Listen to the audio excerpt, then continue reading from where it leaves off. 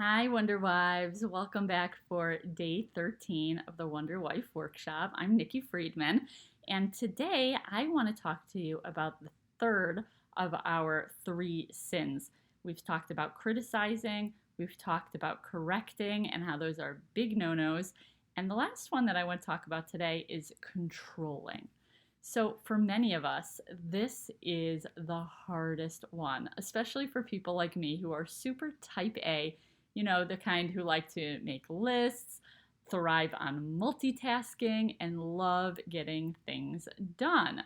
So, for many of us, we just jump on the opportunity to take control. So, I want to go through a few examples with you. The first one comes from one of our Wonder Wives who actually messaged me today and shared with me the following scenario. So, she said that her husband had mentioned to her that he wants to start exercising. And because right now it's COVID 19 and their city is shut down and he doesn't have access to a gym, this woman decided, I'm going to help him out. And she decided to go online and start looking for workout opportunities for him to watch videos online. And when she shared that with him, how do you think he responded? He did not appreciate it. And that was not what he had in mind at all. So, as you can see in this situation, she played the mother card, which we talked about in a previous class, right?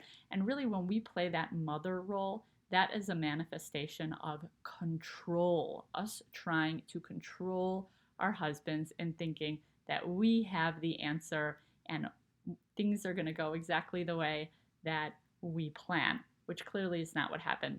Now, I give super kudos to this Wonder Wife who shared this story because she was able to say to me that she realized that she made a mistake and that she needs to work on, and these are her words, she needs to work on just listening to him and being there for him and supporting him rather than trying to fix the situation and present a solution. So I give you so much credit for taking that step. Obviously, we need to first realize that we need to make a change before we actually can go ahead and start improving our relationship and making that change. So awesome work, and thank you so much for your feedback. So I wanted to just share with you a few insights. So the first one comes from Dr. Yolanda Swope, who is a therapist here in the Dallas-Fort Worth area, which is where I'm broadcasting from, where I live.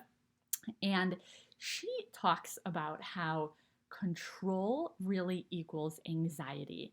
And people who tend to turn towards controlling others are usually filled with a lot of personal anxiety. And when we try to control, it's our way of trying to calm that anxiety, which is really rooted in fear. Fear that if we don't grab the reins, something terrible will happen, whether it's our husband's falling apart or some other kind of terrible outcome. So, what we know from scientific research, which many of you are familiar with, is that walking around with anxiety and stress is poisonous to our health. It is so detrimental. So, if that's not motivation enough for us to make this change, that it's harming ourselves, as we know, it's also harming our relationship with our husband. So let's just look at a little example. I always like to make it real for you guys. So let's say there's a couple. We can call them Jenny and Ari. And Ari is responsible for the household finances. And one day, Jenny decides to look online, to log into their bank account and to see what's going on with their finances. And when she does that, she's shocked to see that they are in the red. They're dipping into their savings. There have been all these late fees for overdrafts and for not paying their bills on time. And she is just like blown away. Like, oh my gosh, how irresponsible could he be? So, what are her options here? She could go to him and she could say to him, that's it. I clearly could do a better job at this than you can. I'm taking over, and do it with resentment, right? She can go to him and she could say, would you like my help? She can go and say, I'm going to do this right now and take over the job and do it happily. She can go and she could say, this is your responsibility. And for me to take over would really be putting like a band-aid on the situation. You need to learn how to do the finances, and this is your job, and I am staying out of it.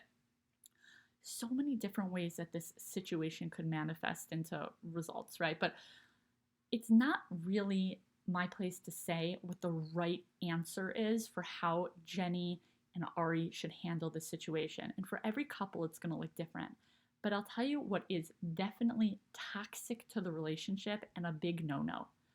If she goes into it with resentment of any sort, or going in and trying to control the situation, thinking that by her taking the reins, everything is going to work out perfectly, that is just not true, and it's very harmful to the relationship. The best approach would be to come to it with an openness, with an attitude of kindness, of giving, and of sharing with her spouse, where they could have a conversation together as a team to brainstorm what's working and what's not working with the situation that we have set up here. Would you like my help? I'd be happy to help you if you need my help. Or would you prefer to try to do this on your own? Right? Maybe she could say, I feel as though maybe I'd be more suited to do this job. I'd be happy to do it. And to really be happy about it, and not to put up some sort of falsehood about that, right? So once again, going into it with a positive tone and mindset focused on connection needs to be at the forefront of however this couple decides to resolve this situation. Once again, I mentioned if she thinks that she can control the outcome, it's really not true. We can think of so many situations in our lives where we think we have things under control and the whole thing gets flipped upside down, right? We sit down to start working on something and up the internet goes out. Or we leave just on time to make it to an important event that we know we need to be there prompt.